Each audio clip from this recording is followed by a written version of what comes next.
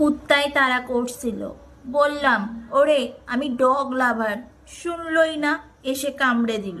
ভাগ্যিস আমাদের পাড়ার কুকুরগুলো না, আমাদের পাড়ার কুকুরগুলো তোমায় যদি বলতে যে ডগ লাভার, তাহলে তোমারটা তো এতক্ষণে মেরে ছেড়ে দিত। কি সব ভালো তো?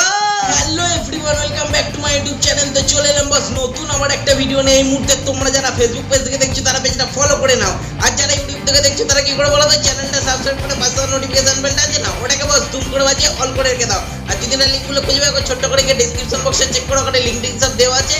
তো চলো বাস আজকের ভিডিওটা শুরু করা যাক, লেটস গো।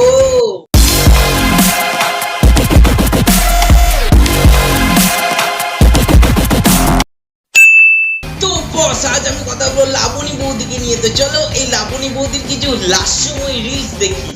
আদর্শ জামাই তো তাকেই বলে যে জামাই ষষ্ঠীর দিন শ্বশুর বাড়িতে গিয়েও বউকে শ্বশুর বাড়িতে গিয়ে ঠাপাতেও ছাড়ে না। বলছি যে বৌদি দাদাও কি এরকম নাকি, যখনই জামাই ষষ্ঠীতে শ্বশুর বাড়ি যায় তখনই গিয়ে খালি লাগাই লাগাই লাগাই লাগাই করে? নাহলে তুমি এটা বললে কি করে যে আদর্শ জামাই এটা হয়? নিশ্চয়ই আর কি, মানে তোমাদের বাড়ির জামাই ওটা তাও এরকম নিশ্চয়ই, ওই জন্যই তুমি বললে। বলছিলাম যে বৌদি বাড়িতে যখন রাত্রিবেলা এরকম আওয়াজ হয় তখন তোমার বাবা মা কিছু বলে না?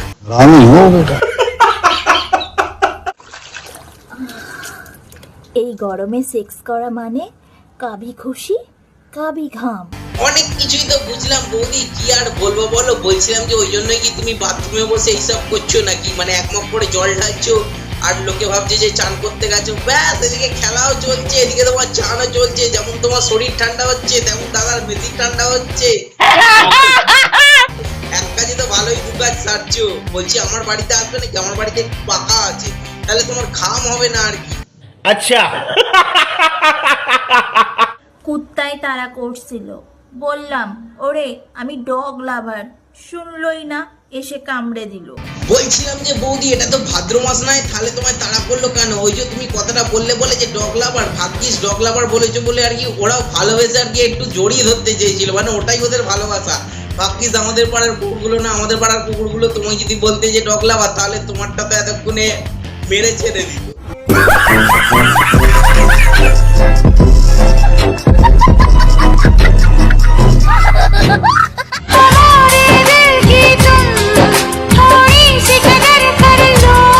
বলছিলাম যে বৌদি ওইটা কি ঝুলছিল গো, মানে তোমরা কোনটা ভাবলে আমি সেটা বুঝতে পারছি না, কিন্তু আমি যেটা ভেবেছি আমি ওইটার কথাই ভেবেছি। ওই যে বাঁশের উপরে একটা কি হলুদ রঙের একটা কি ঝুলছিল, বেশ সেটা কি ঝুলছিল।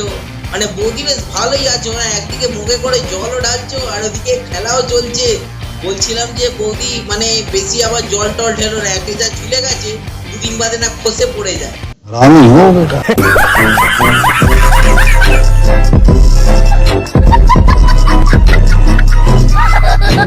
তোমরা আমাকে নাইটি পরা অবস্থায় এতটা ভালোবাসা দেবে জানলে আমি আর কষ্ট করে শাড়ি পরতাম না।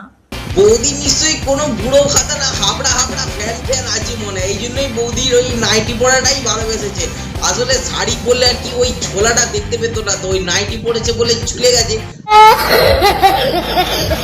আমি মনে হয় যে বাঁশের ওপরে যে সেই হলুদ জায়গাটার কথা বলছিলাম, সেই একটা ব্যাগ মতন ছিল যেটা এরকম ঝুলছিল, আমি ওইটার কথা বলছি। তোমরা যে আবার কোনটার কথা চলে যাচ্ছে বুঝতে পারছি না, ওই জন্যই আর কি বৌদিকে নাইটি পরলে এত ভালোবাসছে। কি বলবো বৌদি, তোমার সাথে আজকে আমার প্রথম দেখা। তুমি না সত্যি খুব সুন্দর দেখতে। হ্যাঁ তো আমার নাম তো মধু। তোমার দাদা বলে আমার না সবকিছুই মধুর মতো মিষ্টি।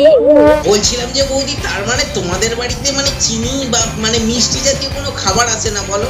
তার মানে দাদা এক টপ করে লিকার চা খায় চিনি ছাড়া আর তোমাকে একবার করে চেটে নেয়, মানে তার মানেই তো মিষ্টি হয়ে গেল না ব্যাপারটা। বলছি শোনো না, আমাদের বাড়িতেও না ওই লিকার চা হয় চিনি ছাড়া। বলছি তুমি একটু আমাদের বাড়িতে আসবে, আমরা না তোমাকে একটু চেটে খেয়ে দেখার ইচ্ছা করছে। আসলে মিষ্টি জিনিস বেশি দিন ফেলে রাখলে পিঁপড়ে লেগে যায়, তো ওই জন্য।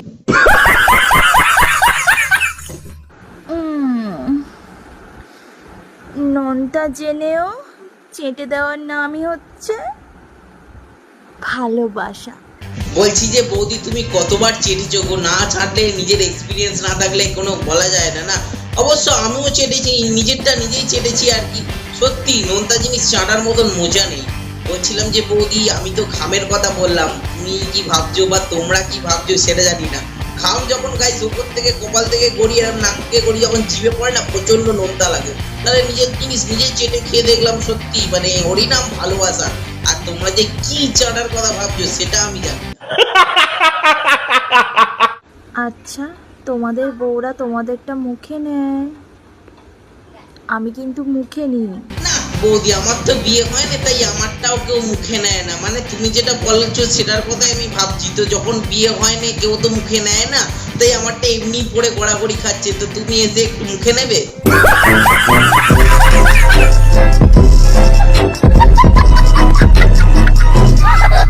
তো বস ভিডিওটা কেমন লাগলো সেটা অবশ্যই কমেন্ট করে জানাও। যদি ভিডিওটা ভালো লাগে তাহলে ভিডিওটা একটা লাইক করে দাও। চ্যানেলে নতুন হলে চ্যানেলটা সাবস্ক্রাইব করে পাশে নোটিফিকেশন বেলটা আছে না ওটাকে বস তুম করে বাজিয়ে অল করে রেখে দাও। যদি ফেসবুক পেজ থেকে দেখে থাকো কি করছো ফেসবুক পেজ থেকে ফলো করে নাও।